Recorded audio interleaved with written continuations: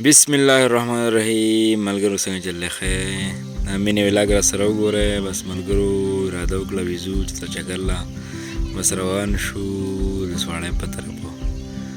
بالکل دا تاسو لیدی شئ موږ اوس سواړی ته راورسېدو. سواړی چغرزواړه چې کومه ده دغه شانتې روان وو. بس سواړی مین چوک راغی، دلته لږ ټرافیک جام و، بس په قلاره قلاره روان وو او دا د سکواړی د خپلې نظارې ښه انجوای کولې او بس روان وو. ملګرو دا وګورئ دا سواړی مین چوک دی، صحیح ده. بس دغه شانتې اوس په دې ټایم باندې موږ راورسېدو باباجي کنډو ته. د ښکلې نظارې دي د هغه ځای. دغه شانتې راځو امبیلې ته راورسېدو.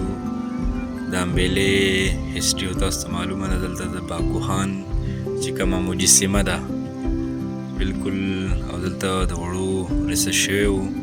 دا ګورنمنټ کالج دی. روډ باندې به تاسو دا مجسمه ښکارېږي ځکه دا د باکوهان مجسمه را ده، په انګریزانو له شکست ورکړی بنیریانو، دا د هغې سره د تعلق دی. او بس دغلته ځای ته راورسېدو چې کوم ځای ته موږ راتلو.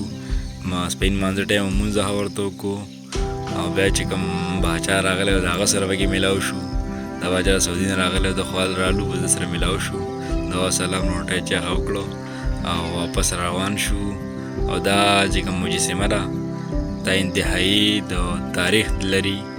او موږ چې واپس رالو چې په ناواګۍ کې روډ بند و، روډ ډکولاوېدو نه واپس روان شو. بیا دا د باباجي کنډه و، ښکلې نظارې دي تاسو لیدی شئ، ډېر ښکلې.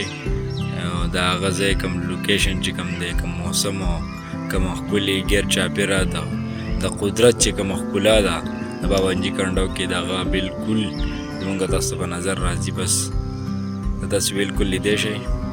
بس په قلاره قلاره راتلو. بیا د مازدیګر لمانځه ټایم مونځ هغه پکې وکړو. د مازدیګر لمونځ نه پس سواړه د جالو ټک پک سامان هغه راواخیستو او دا شانتې رالو کور ته. ګاډی هغې ګیر چې دنده کړو. بس